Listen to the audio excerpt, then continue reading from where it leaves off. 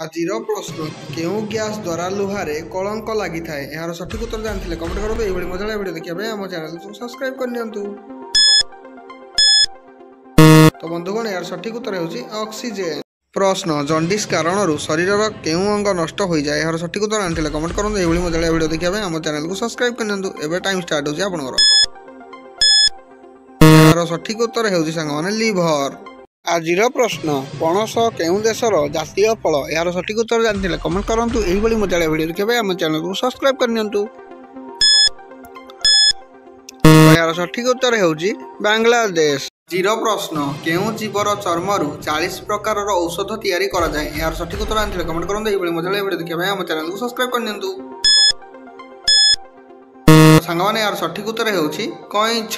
ପ୍ରଶ୍ନ ବିଶ୍ୱର କେଉଁ ଦେଶରେ ସବୁଠାରୁ ଅଧିକ ଘୁଷୁରୀ ଉତ୍ପାଦନ କରାଯାଏ? ଏହାର ସଠିକ୍ ଉତ୍ତର ଜାଣିଥିଲେ କମେଣ୍ଟ କରନ୍ତୁ। ଏହିଭଳି ମଜାଳିଆ ଭିଡ଼ିଓ ଦେଖିବା ପାଇଁ ଆମ ଚ୍ୟାନେଲକୁ ସବସ୍କ୍ରାଇବ୍ କରିନିଅନ୍ତୁ।